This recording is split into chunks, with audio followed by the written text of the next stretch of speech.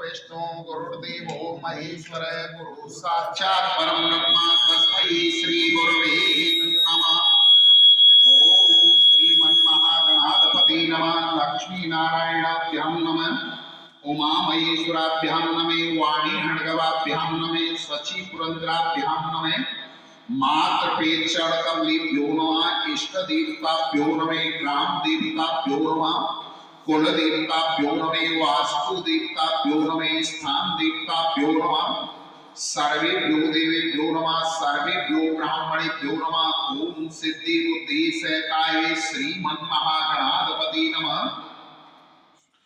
सूर्य महाराज सौरभ आदि 88,000 ऋषियों से बोले कि हे ऋषियों महर्षियों, एक वर्ष के अंदर 12 महीने होते हैं और एक महीने में 2 एकादशियां होती हैं। इस तरह 24 एकादशियां होती हैं और जिस वर्ष लौंद का महीना पड़ जाता है उस वर्ष 2 एकादशियां और बढ़ जाती हैं। इस प्रकार कुल 26 एकादशियां होती हैं। उत्पन्ना, मोक्षदा, सफला, पुत्रदा, सटला, जया, विजया, आमल की, पाप मोचनी, कामदा, वरुतनी, मोहिनी, अपरा, निर्जला, योगिनी, देवसेनी, कामदा, पुत्रदा, अजा, परवर्तनी, इंद्रा, पाशांकुशा, रमा, देवोत्थायिनी। ये 12 महीनों की 24 एकादशियों के नाम हैं। लौंद के महीने में 2 एकादशियां और बढ़ जाती हैं, पद्मनी और परमा। ये सब एकादशी यथा नाम तथा गुण वाली होती हैं। इन एकादशियों की नाम तथा गुण इनके व्रत की कथा सुनने से मालूम हो जाएंगे। जो मनुष्य इन एकादशियों के व्रत को शास्त्र के अनुसार करते हैं उन्हें उसी फल की प्राप्ति होती है।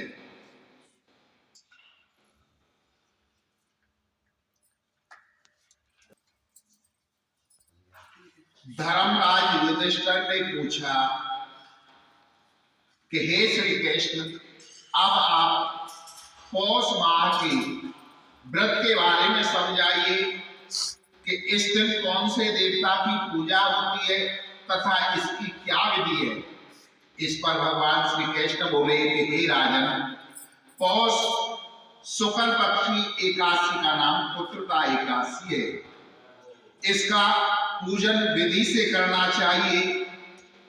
इस व्रत में नारायण भगवान की पूजा करनी चाहिए। इसके पुण्य से मनुष्य तपस्वी, विद्वान और लक्ष्मीवान होता है। इसकी मैं एक कथा कहता हूं, सुनो। भद्रावती नगरी में सुकेतु नाम का राजा राज्य करता था। वह निपुत्र था। उसकी स्त्री का नाम सैद्या था। वह सदैव निपुत्री होने के कारण चिंता में रहती थी।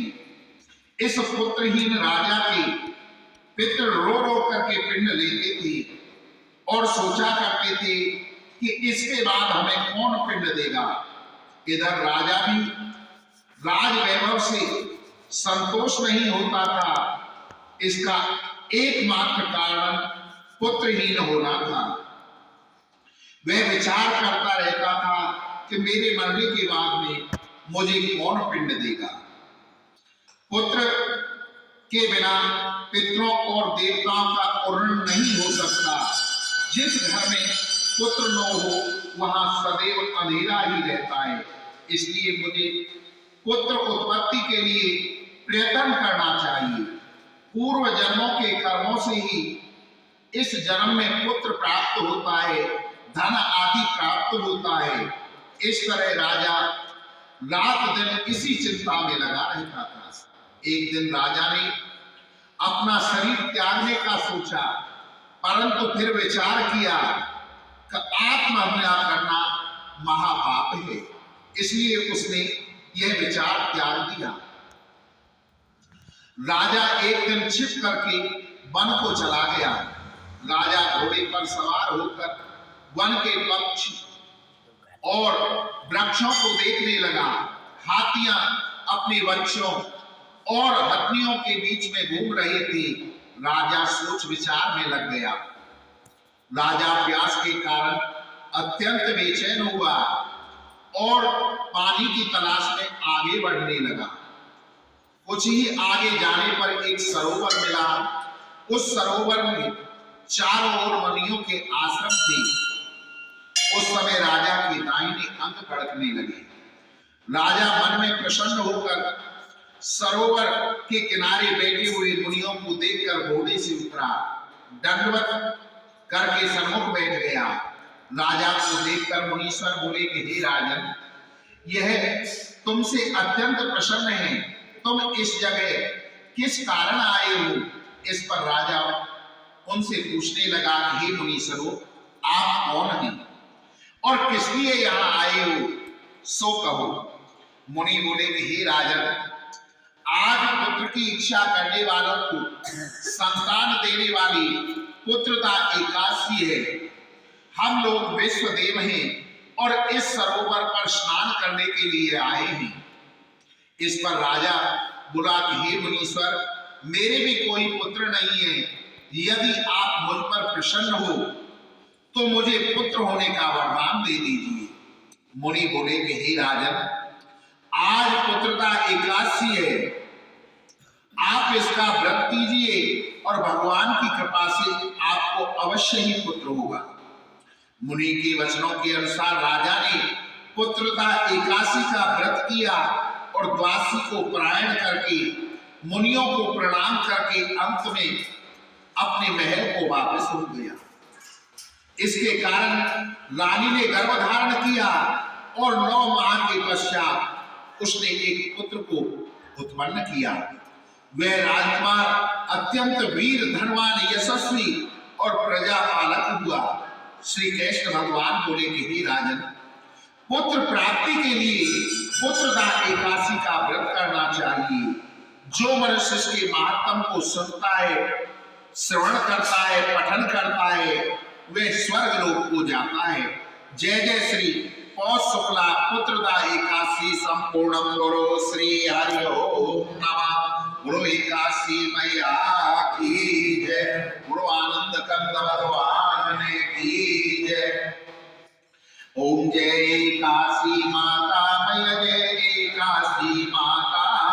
विष्णु पूजा व्रत को धारण कर शक्ति मुक्ति पाता। ओम जय काशी माता, तेरे नाम के नाम देवी भक्ति प्रदान करनी, गण गौरव को देनी माता, शास्त्रों में वरनी। ओम जय काशी माता, मार्गशीर्ष की कृष्ण पक्ष में उत्पन्ना होती, शुक्ल पक्ष में मोक्षदायिनी पापों को धोती। ओम जय काशी माता, पौष मास की कृष्ण पक्ष में सफला नाम कयो, शुक्ल पक्ष में हुए पुत्रदा आनंद अधिक रहे।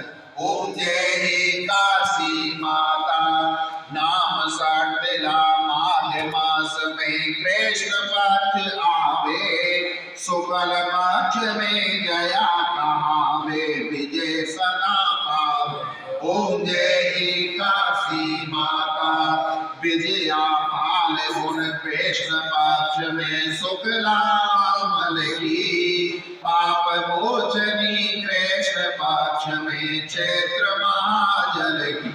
ओम जय काशी माता, चैत्र शुक्ल में नाम कामदा धन देने वाली, नाम लहनी वैशाख में महावाली। ओम जय काशी माता, शुक्ल पक्ष में होई मोहिनी, अपराजेष्ण कृष्ण पक्षी, नाम निर्जला सब सुख हरणी, शुक्ल पक्ष राखी।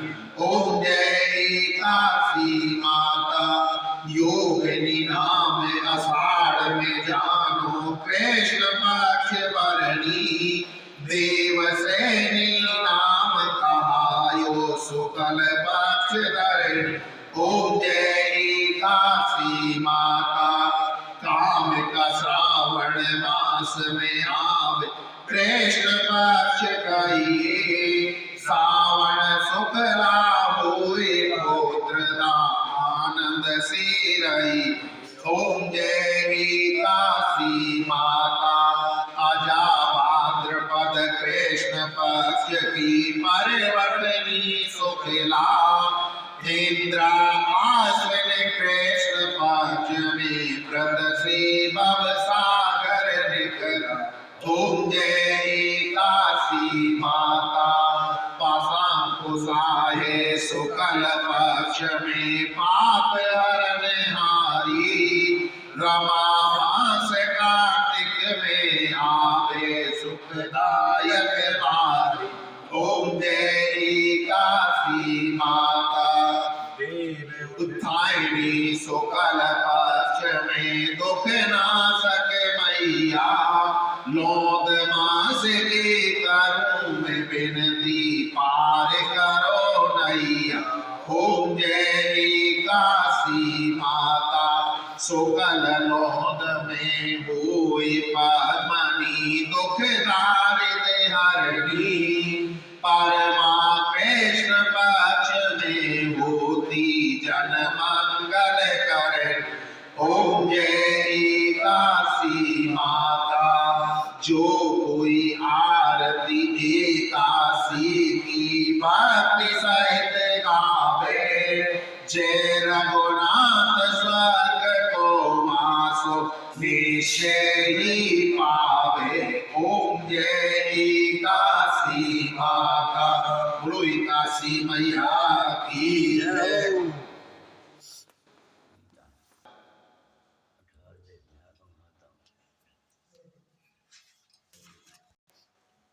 श्री नारायण उवाच, हे लक्ष्मी, अब 98वें अध्याय का महात्म सुनो। जैसे सब नदियों में गंगा जी श्रेष्ठ है और सब क्षेत्रों में हरिद्वार, सब तीर्थों में प्रयागराज, सब पर्वतों में कैलाश पर्वत, सब ऋषियों में नारद ऋषि और सब गौओं में कपिला कामधेनु, तैसे ही सब अध्यायों में गीता जी का 18वां अध्याय श्रेष्ठ है, जिसका फल सुनो। देवलोक में सुमेर पर्वत पर इंद्र अपनी सभा लगाए बैठे थे। उर्वशी नृत्य कर रही थी, बड़ी प्रसन्नता में बैठी हुई थी। इतने में एक चतुर्भुज रूपधारी को पार्षद लाए और सब देवताओं के सामने इंद्र से कहा, तो उठ, इनको बैठने दे। यह सुनकर इंद्र ने प्रणाम किया, उसने तेजस्वी को बिठा दिया। इंद्र ने अपने गुरु बृहस्पति जी से पूछा, गुरुजी, तुम त्रिकालदर्शी हो, देखो इसने कौन सा पुण्य किया है जिससे ये इंद्र आसन का अधिकारी हुआ। मेरे जानने में इसने कोई पुण्य व्रत यज्ञ दान नहीं किया, विशेष ठाकुर मंदिर नहीं बनवाया, तालाब कूप नहीं लगवाया, किसी को अभय दान नहीं दिया। देवगुरु बृहस्पति जी ने कहा कि नारायण जी के पास जाकर के पूछे। तब राजा इंद्र, बृहस्पति, ब्रह्मादिक सब देवता नारायण जी के पास गए। जाकर के दंडवत प्रार्थना पूर्वक कहा कि हे स्वामी, दास सहायक, भक्त रक्षक, आपके 4 पार्षदों ने एक चतुर्भुज तेजस्वी स्वरूप को लाकर के मुझको इंद्र आसन से उठा दिया। मैं नहीं जानता उसने कौन सा पुण्य किया है। मैंने जब कई अश्वमेध यज्ञ किए तब मुझे आपने इंद्र आसन का अधिकारी किया था। इसने एक भी अश्वमेध यज्ञ नहीं किया है, मुझे आश्चर्य है। तब श्री नारायण जी ने कहा कि हे राजेंद्र, तू डर मत, अपना राज्य कर। इसने बड़ा गुण उत्तम पुण्य किया है। इसका नियम था कि नित्य प्रतिदिन स्नान करके श्री गीता जी के 18वें अध्याय का पाठ किया करता था।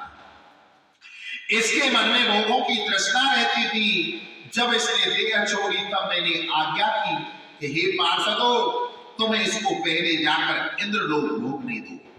जब इसका मनोरथ पूर्ण हो जाए तो मेरी सायं मुक्ति को पहुंचाओ। तुम जाकर के भोगों की सामग्री जमा कर दो।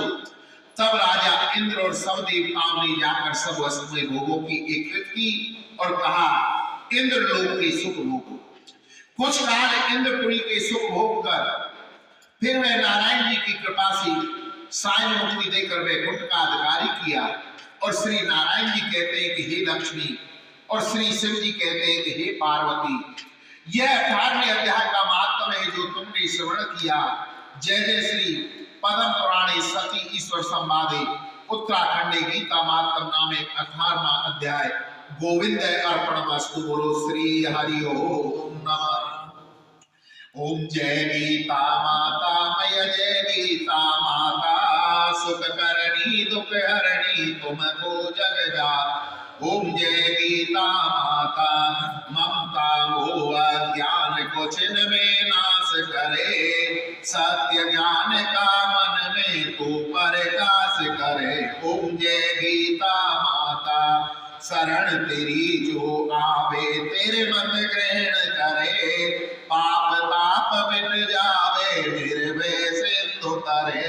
ओम जय गीता माता, जब अर्जुन रण क्षेत्र में शोकाधीर हुआ, कर्तव्य कर्म तज बैठा बहुत मलिन हुआ।